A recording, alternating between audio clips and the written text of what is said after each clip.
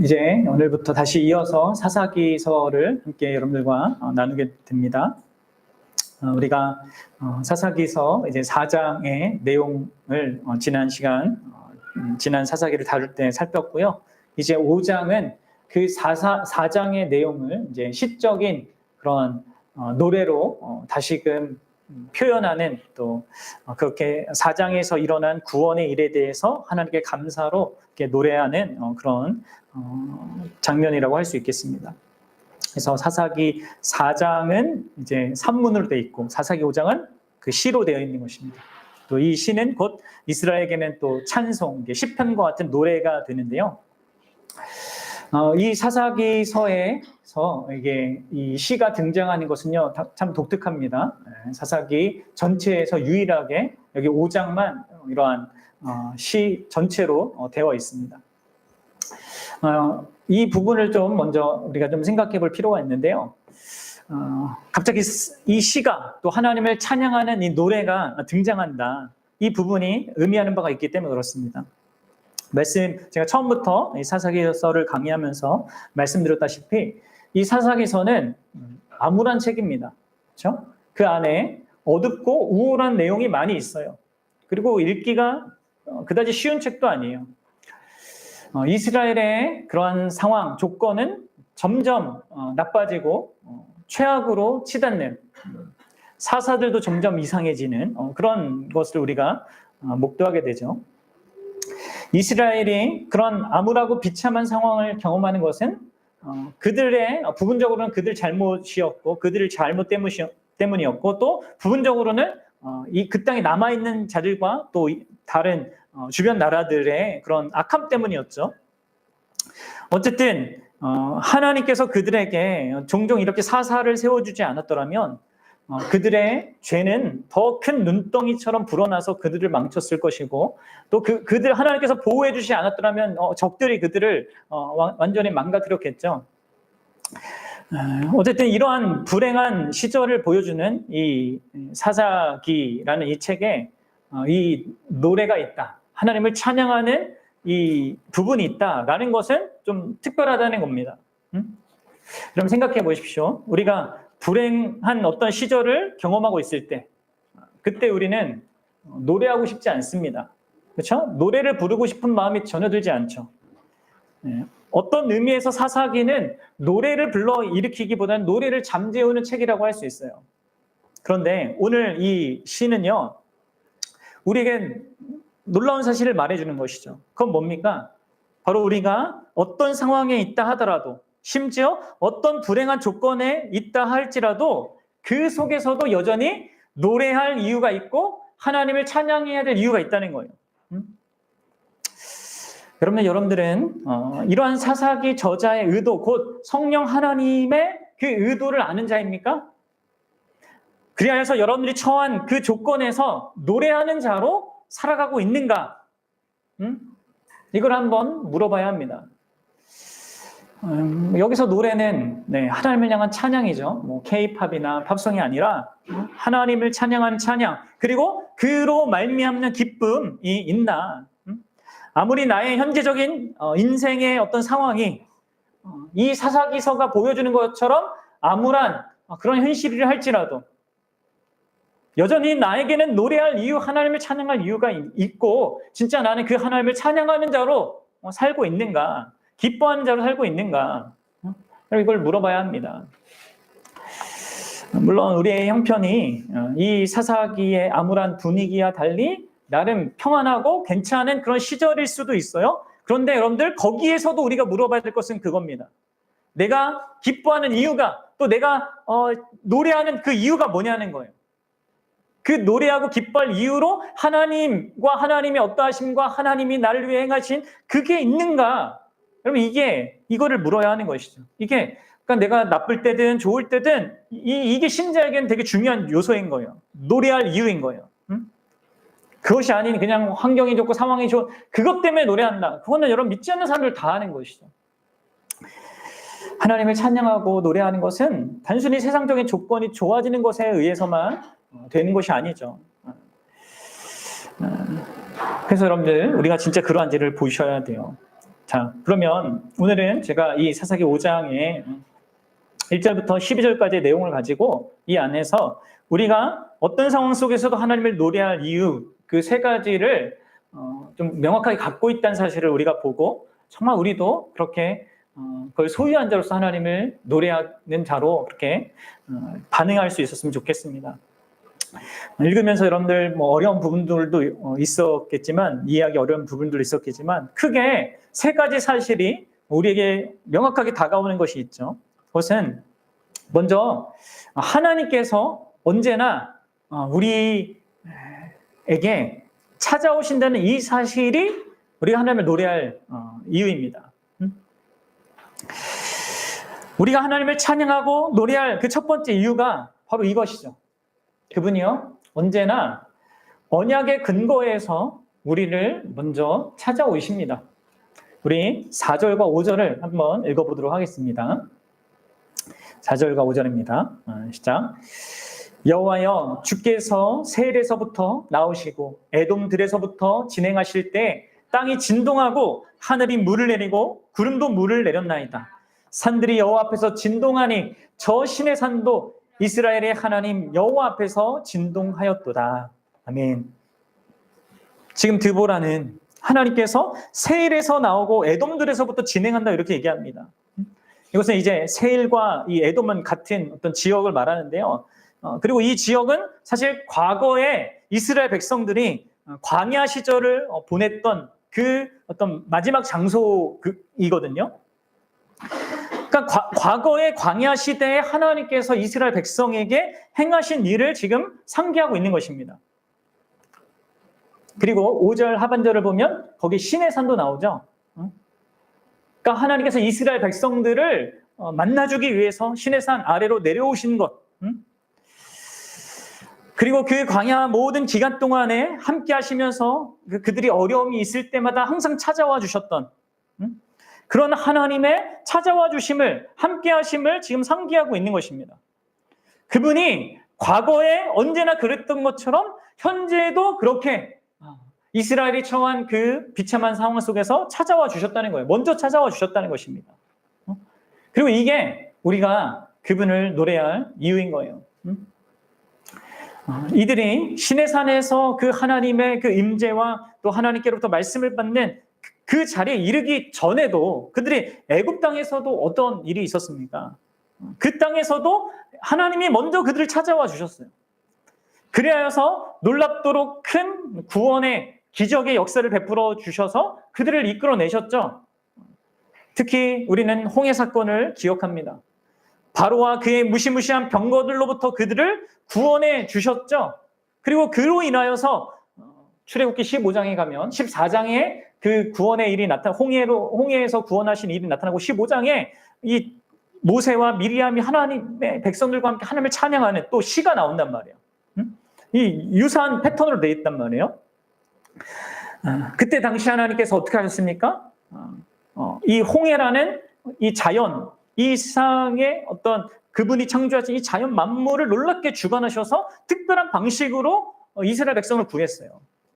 이곳에서도 마찬가지입니다. 지난 시간 말씀드렸다시피 이 이스라엘 야빈의 시스라와 야빈의 이 군대들을 하나님이 어떻게 해결하십니까? 거기 그 기온 그 물가에 하나님께서 비를 내리셔서 거기가 그 철병거들이 전혀 움직이지 못하도록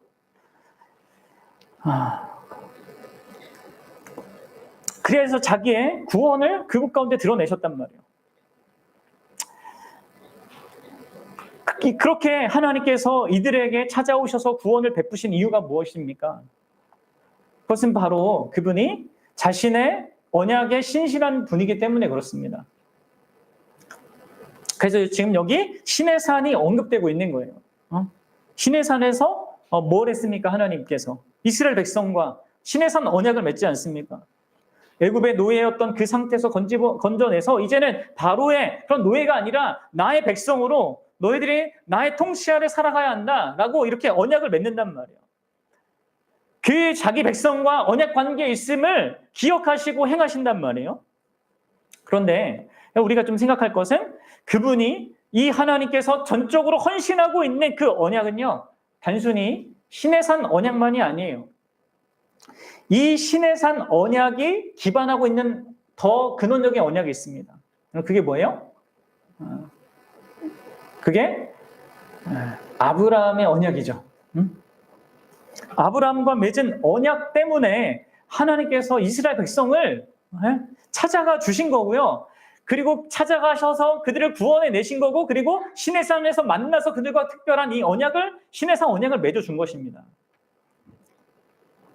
여러분들, 만약에 하나님께서 시내산 언약만으로만 이스라엘 백성들을 대했다면 사실 이스라엘 백성들은 그 시내산 언약의 조건성에 의하여서 멸망당할 수밖에 없었단 말이에요. 여러분, 이 구약의 큰 맥락을 잘 아셔야 됩니다. 이런 조건적인 어떤 특징을 갖고 있는 이 시내산 언약은요, 왜 이들에게 무조건적인 언약인 이 아브라함 언약, 곧 은혜 언약이 필요한가를 보여주기 위한 그런 수단이었단 말이에요. 그러니까 여러분들이 아셔야 되는 것은 이 하나님께서는 하나님 편에서 전적으로 이렇게 맺으시고 무조건적으로 사랑하고 헌신하겠다고 하신 그 아브라함에게 하신 그 언약을 근거해서 자기 백성에게 찾아오시는 것입니다. 우리 창세기 17장 7절과 8절에 이 언약의 내용을 한번 봅시다. 이거를 지키시는 것이죠. 이것 때문에 먼저 찾아오십니다. 항상 이 약속을 지키시기 위해서. 읽어보겠어요. 시작. 내가 내 언약을 나와 너 및 내 대대 후손 사이에 세워서 영원한 언약을 삼고 너와 내 후손의 하나님이 되리라. 내가 너와 내 후손에게 내가 거류하는 이 땅 곧 가나안 온 땅을 주어 영원한 기업이 되게 하고 나는 그들의 하나님이 되리라. 아멘. 이렇게 하나님께서 아브라함과 약속하셨기 때문에 하나님은 그 약속을 신실하게 지키셔서 행하시는 것입니다. 그래서 언제나 먼저 찾아오시는 거예요. 언약에 근거하여서 먼저 행하십니다. 여러분들, 오늘날 교회도 마찬가지입니다. 오늘날 우리 교회도요, 자기 언약에 신실하신 하나님으로 말미암아 교회의 각 사람은요, 그분의 찾아오심을 경험한 자들인 것입니다. 여러분들이 예수 그리스도의 복음을 들었을 때 그때가 언제든지 그때를 생각해 보십시오. 내가 어떤 조건에 있었고 또 그런 나에게 어떻게 그 복음이 전해졌는지를 생각해 보십시오. 그럼 우리가 먼저 찾지 않았습니다. 먼저 그 복음의 필요성을 알고 내가 하나님을 먼저 구한 적이 없어요. 뭐 하나님이라고 이름을 붙여놨지만 그냥 내가 원한 대로 편한 대로 또 내가 규정한 대로 그렇게 하나님을 알고 대했을 뿐이지, 참 하나님을 만나는 그 길은요, 오직 하나님 편에서 우리를 찾아와 주셨을 때 가능합니다. 진실로 그분이 우리에게 찾아오셔서 자신을 밝히시지 않았더라면 우리는 그분을 결코 알지 못했을 거예요.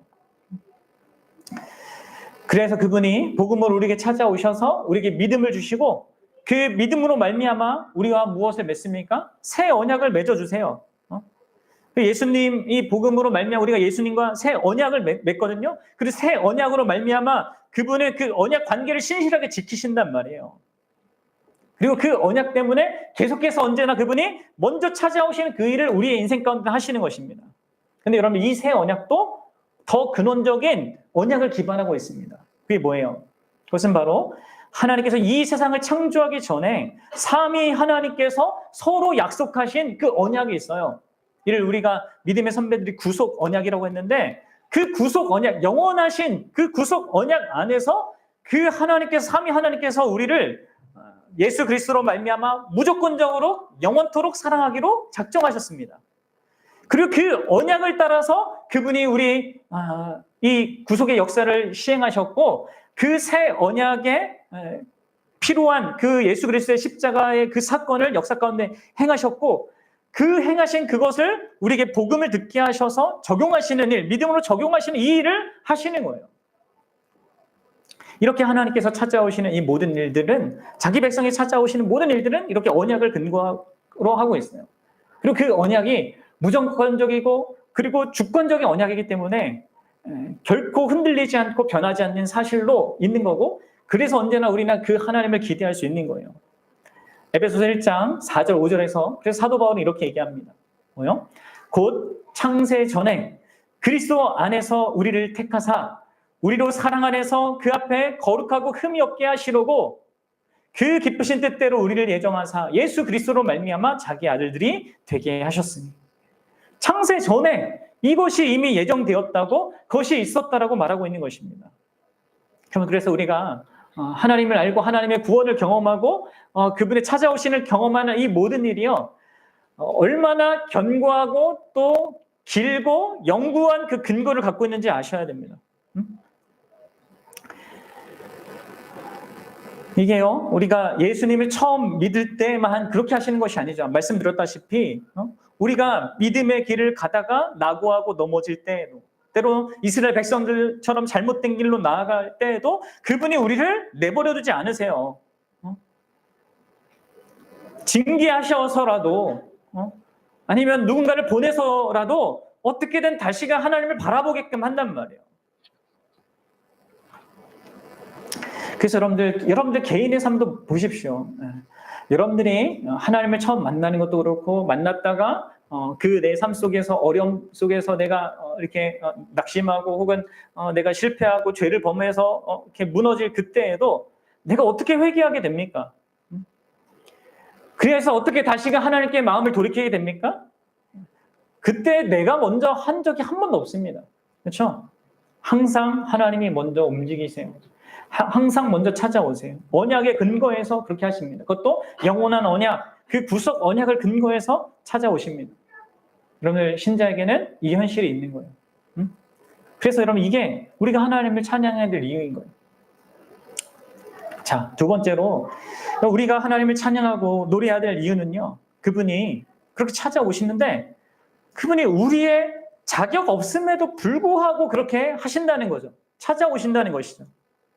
여러분 이스라엘의 이 형편을 다시 한번 생각해 보십시오. 이들은 두 가지 큰 문제를 가지고 있었습니다.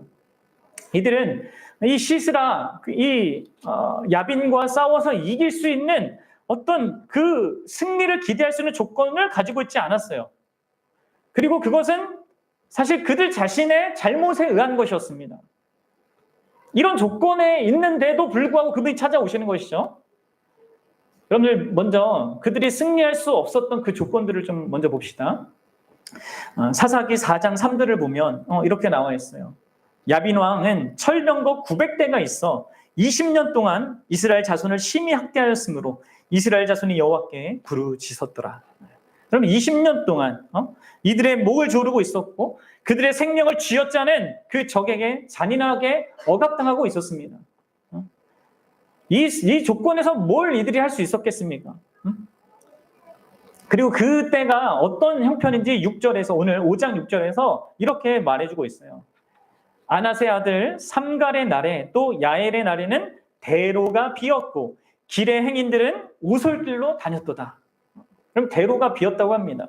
이것은 뭘 얘기해요? 불안정한 그 시대 상황을 보여주는 거예요. 안전한 여행과 활발한 무역을 위해서 대로를 만들어 놨는데 지금은 그게 불가능한 겁니다. 치안이 불안하고 약탈이 너무 많으니까 사람들이 훤히 다니는 그 대로를 포기한 거죠. 대로는 포기하고 굽은 길로, 오솔길로 다니는 것입니다. 그러면 이는 이스라엘 백성들이 대적 앞에서 얼마나 큰 패배감에 시달리고 있었는가를 보여주는 거예요. 그리고 7절에도 이런 말이 있죠. 7절을 보세요. 이스라엘은 마을 사람들이 그쳤으니, 여러분들 여기에서 마을 사람들이란 단순히 이제 마을에 있는 사람들을 얘기하는 것이 아니라 여기 사람들은 그 마을의 지도자들을 얘기하는 거예요. 원문을 보면 지도자들이란 말이에요. 그러니까 지도자들이 뭔가 나서서 이런 상황을 해결하고 뭔가 이렇게 사람들에게 동기부여할 이런 사람들이 없는 것입니다. 대적에 의해 수치와 약탈과 같은 그 괴로움을 당하는 현실 속에서 아무도 나서고자 하지 않는 거예요. 드보라가 일어날 때까지, 드보라가 일어나서야만 이제 지도자들이 이제 일어서거든요. 왜 이들이 이런 상황에 처했습니까? 그냥 이렇게 억압당해서 아무것도 할 수 없는 그런 형편에 처했습니까? 이런 8절 이 외적으로는 8절 하반절을 보면 그것 때문이에요. 뭐예요? 이스라엘이 가진 무기가 너무나 변변치 못합니다. 4만 명 중에 방패와 창이 한 쌍도 보이지 않는 상황이에요. 4만 명 중에 한 명 있을까 말까. 그러니 여러분들 감히 누가 나서겠습니까? 대적은 철병거가 900대이고 모든 사람들이 각각 가지고 있는 것들이 그 군병이 갖고 있는 것들이 그 창과 이 방패인데 이들은 코앞에 닥친 그 전쟁 앞에서 벌거벗은 사람처럼 노출되어 있는 것이에요. 그러니까 싸움을 시작해 볼 생각도 못하고 싸운다 하더라도 절대 승리를 기대할 수 없는 그런 조건에 있는 것입니다. 근데 여러분들 이게 왜 이렇게 됐다고요? 단순히 그냥 연약한 이런 문제가 아니라 8절 상반절을 보면요. 이들은 그들 스스로가 사실 이러한 상황들을 만든 거잖아요. 뭘 했기 때문에? 바로 그들이 하나님이 아니라 새 신들을 택했기 때문입니다. 그 가나안 땅의 그 새로운 신, 하나님보다 뭔가 나를 더 행복하게 해줄 것 같고 뭔가 성공하게 해줄 것, 잘 되게 해줄 것 같은 그것들을 그 세상의 것들을 그 가나안 자 백성들이 출장하는 그것들을 쫓았단 말이에요. 애굽에서 자신들을 건져내주고 시내산에서 특별한 언약을 맺어주고 그 광야 여정 가운데 동행하시면서 항상 구름 기둥과 불 기둥으로 지켜주시고 그 약속의 땅에 들어가게 하시며 그 안에서도 그 가나안 백성과 싸워서 승리하게 하시고 그 땅을 기업으로까지 주신 그 하나님, 그 선하신 하나님, 그 좋으신 하나님을 버리고 이들은 가나안 땅의 새로운 신들을 택했습니다. 그리고 여러분들 이들은 그렇다면 사실 시내산 언약에 나온 그 엄격한 규정에 따르면 28장에 나온 규정에 따르면 이들은 마땅히 파멸당해야 될 그 조건을 가지고 있었던 거예요. 그럼에도 불구하고요 하나님께서 이들을 버리지 않으십니다. 그리고 그들을 찾아와 주십니다. 자기의 임재로 그들과 함께 해주십니다.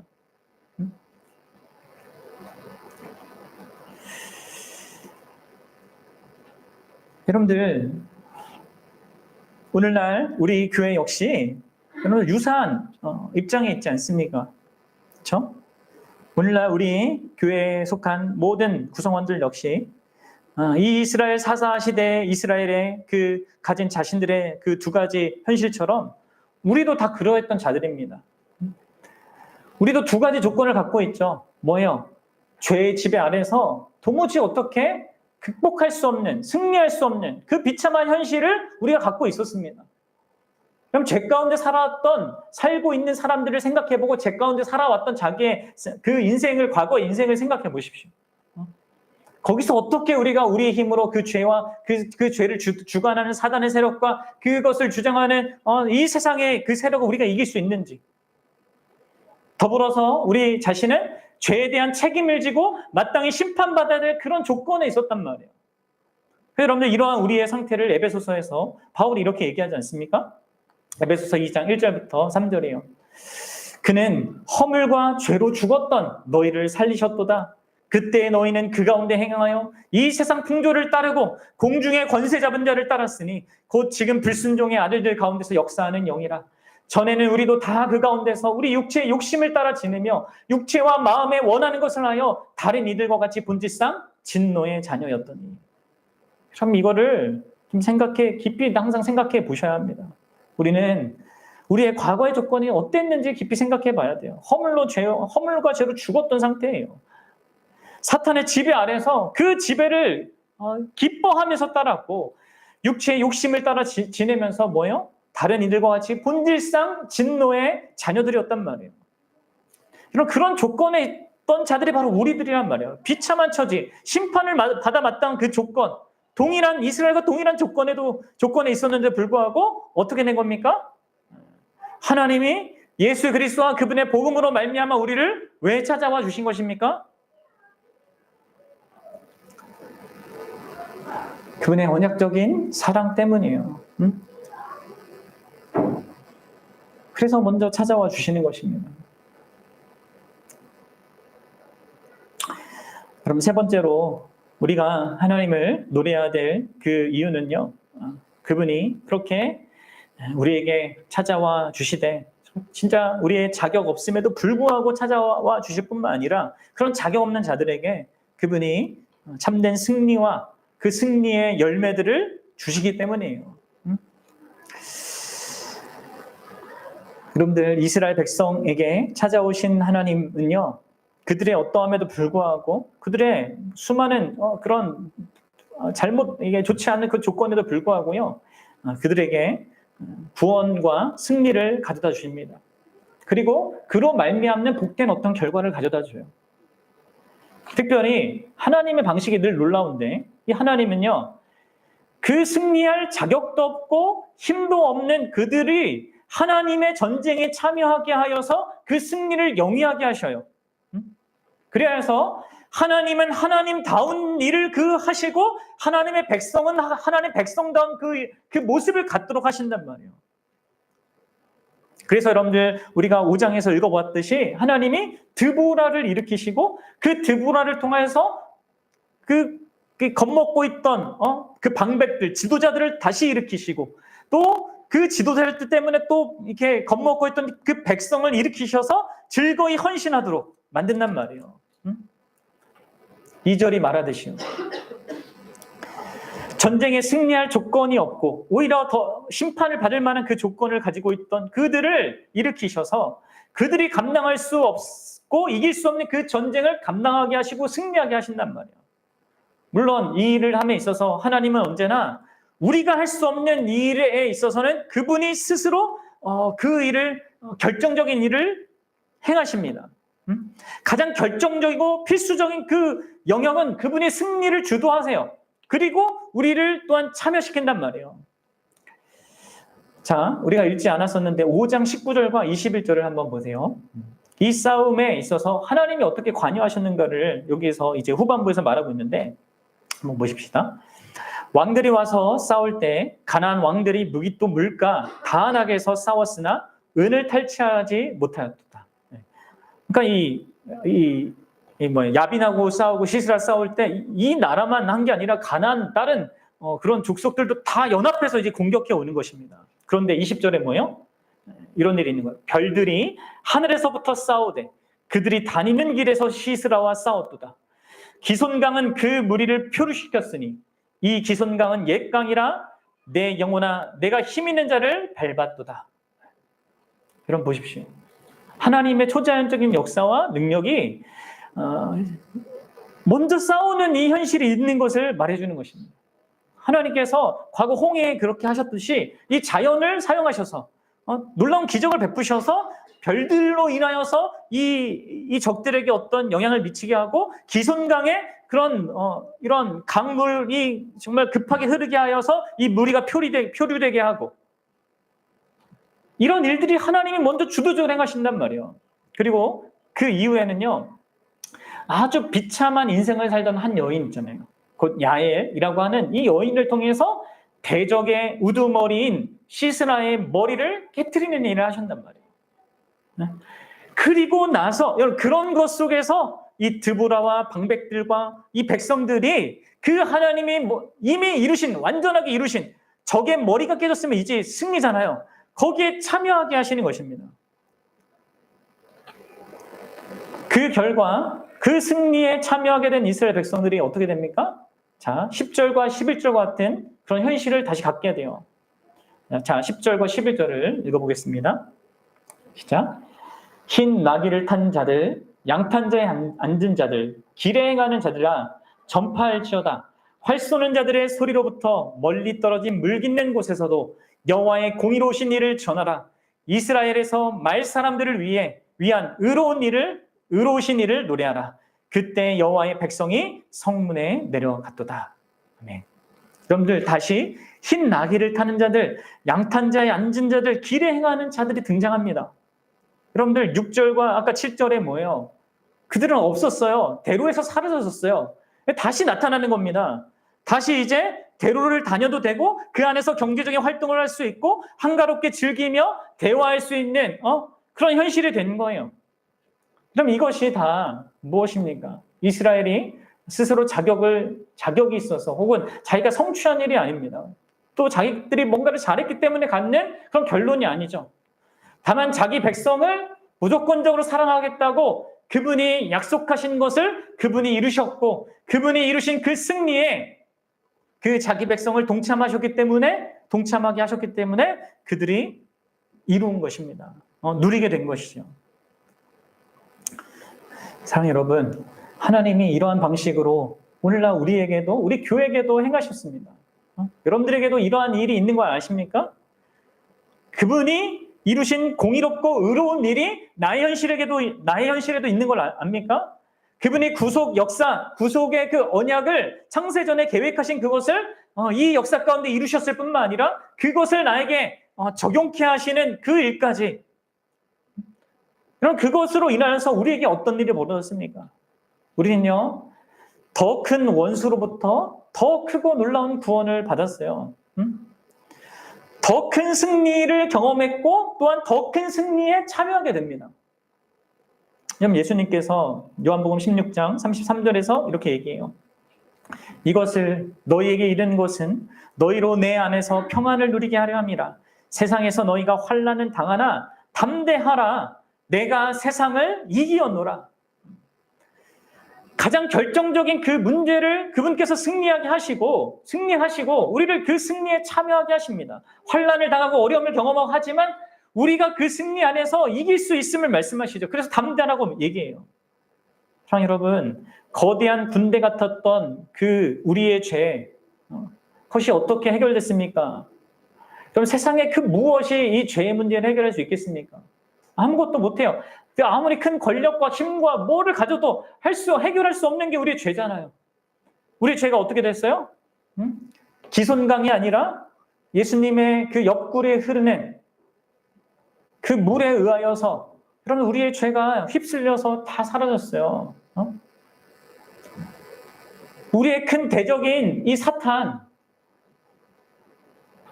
그 사탄을 누가 이깁니까?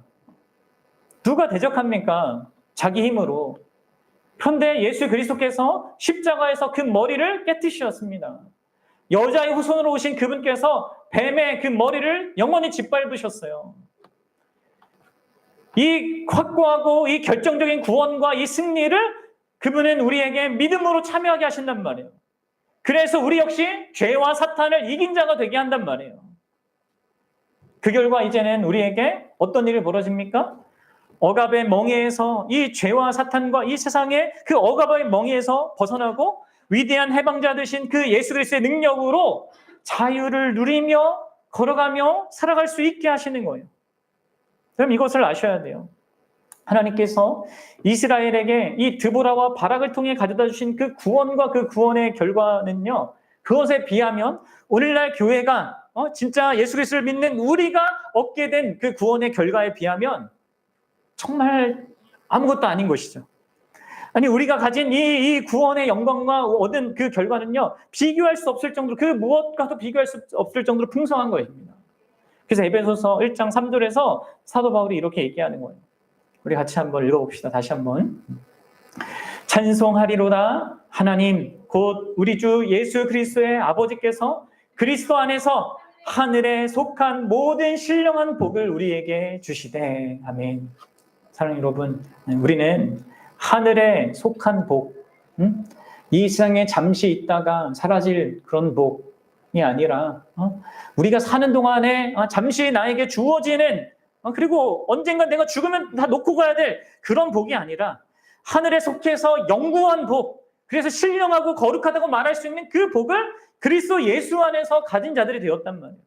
그리고 무엇보다도 더 중요한 것은 뭡니까?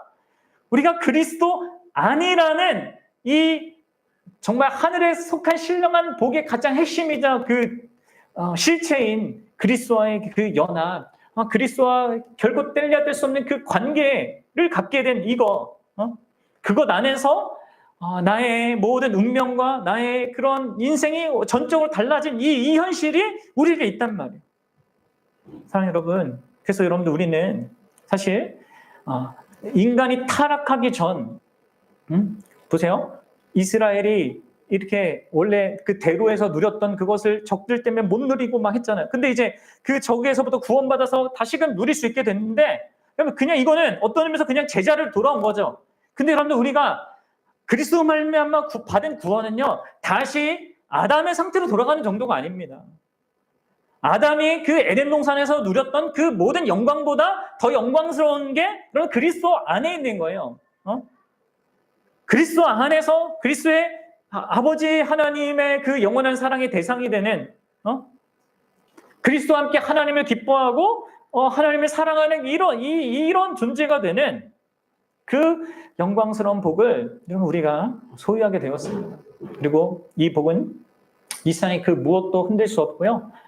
변개시킬 수도 없고 다르게 만들 수도 없는 거예요. 뭔가 더할 수도 없고 뺄 수도 없는 그런 복된 것입니다. 그리스도 안에 있는 우리.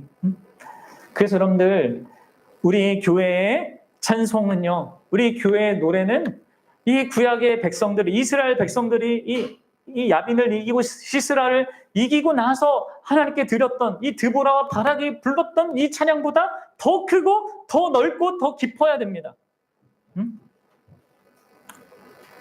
여러분도 어떤 것 같습니까? 자기 안에 이러한 하나님께서 나에게 이루신 것으로 인하여서 정말 크고 깊고 진짜 그렇게 하고자 하는 그런 찬송이 있는 것 같습니다. 노래가 있는 것 같습니까? 자기 안에 노래할 수밖에 없는 이런 이유들이 확고하게 있는 것 같습니까? 그럼 보셔야 돼요. 진짜 그런 것입니다. 스팔전 목사님은 이렇게 말했어요. 잘 들어보세요. 드보라는 이스라엘의 적들을 무너뜨리고 지파들에게 허락하신 구원에 대해 노래했습니다. 우리에게는 훨씬 더 풍부한 음악 주제가 있습니다. 우리는 더 큰 원수로부터 구원을 받았고 더 큰 구원을 받았습니다.